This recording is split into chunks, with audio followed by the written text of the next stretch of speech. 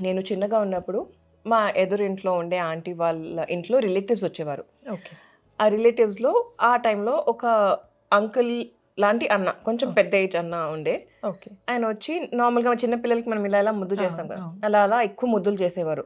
బుగ్గలు ఓకే. పట్టుకొని అలా ముద్దు చేసేవారు. ఇలా అనేవారు. బుగ్గలకి పప్పిలిచ్చేవారు. ఐ డిడ్ంట్ నో ఆ టైంలో. తర్వాత అందరం ఆడుతున్నప్పుడు రైల్వే క్వార్టర్స్‌లో ఉండేవాళ్ళం. ఓకే. సో, స్టెప్స్ ఎలా ఉంటాయి నార్మల్‌గా మనకి స్టెప్స్ ఇక్కడంటే అపార్ట్మెంట్స్‌లో జనరల్‌గా స్టెప్స్ వాడరు. అవును.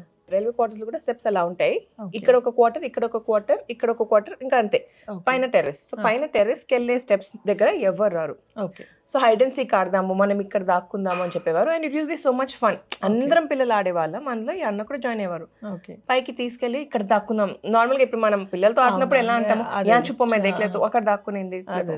అలా ఆయన నన్ను దాక్కుపెట్టేసి మళ్ళీ ముద్దులు చేసేవారు. After point I started feeling uncomfortable. Okay. కొంచెం ఏజ్ వచ్చిన తర్వాత ఐ అండర్‌స్టూడ్ ఆయన నాకు ముద్దు చేసేవారు కాదు.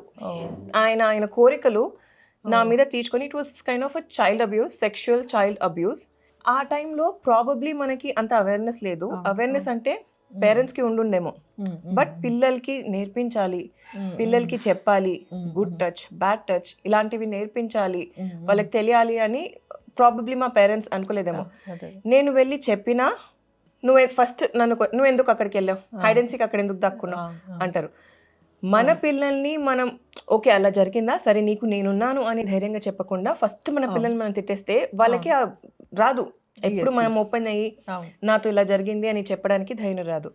సో అదే ఫియర్‌తో నేను అలా ఉండిపోయాను. Which has been like many years. ఆ తర్వాత పెద్దగయిన తర్వాత when I got to know I understood ఇలా చాలా మందికి జరిగింది. నాకు తెలిసిన అందరికీ జరిగింది.